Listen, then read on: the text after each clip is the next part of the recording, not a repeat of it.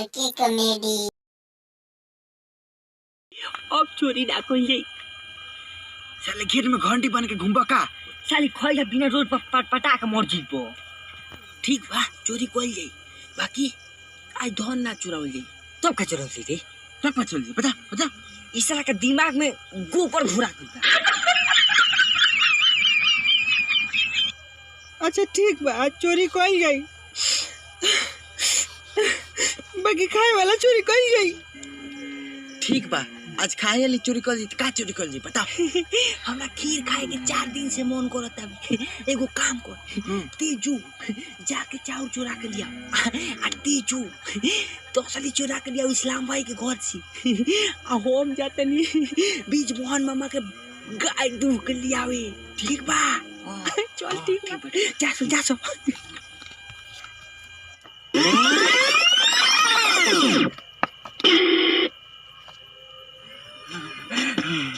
देख लो भाई लोग हमारा में एगो खूबी बा जब ना घर में चोरी करे जानी तब ना घर में 1 मिनट से ज्यादा समय ना लागेला, चाहे देहरी में होगा चाहे बाकस में।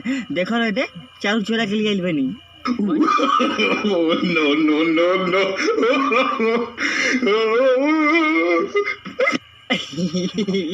लागत है कि सारा डर के मारे धाने चुरा लिए बनी।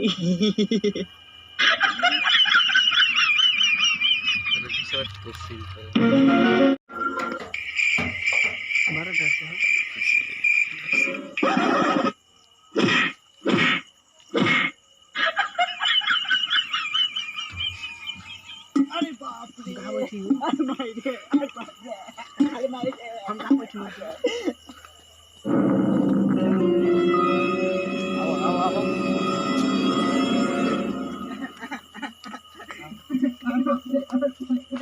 आओ सीधे आओ सीधे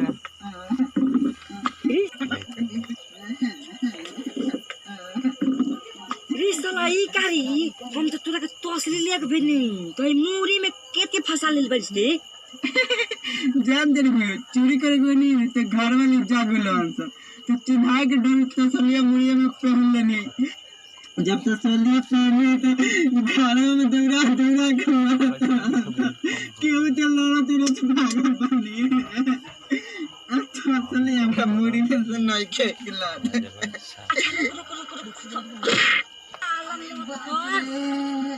हम ही काला तनी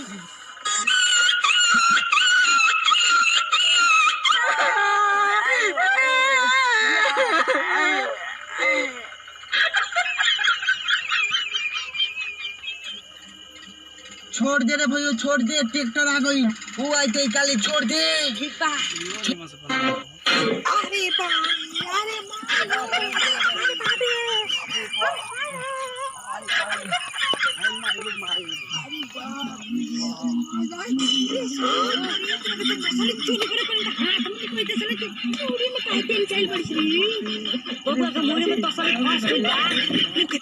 लाज लगा तो तसली पहन लेता रहे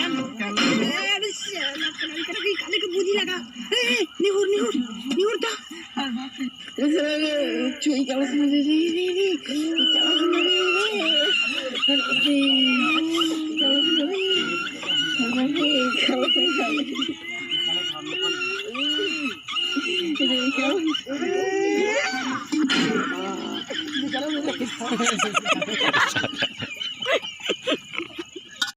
बड़ा 1 घंटा लागत पिघल बा। अरे नारे चला वो गाय के दूहत रनी आई चला करी ताना लाऊ चला लाज चला मार चला सिरिया कहां गलो रे अब बुढ़िया मीट भाई के पलानी में घुसरनी आ भाग बुढ़ियो में तो बोल बनालानी नो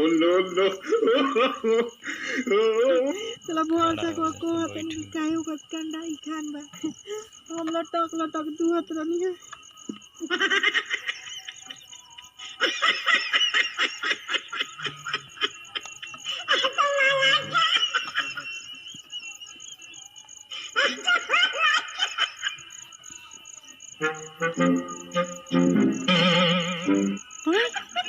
होय ते के काली के बसे रे सब तो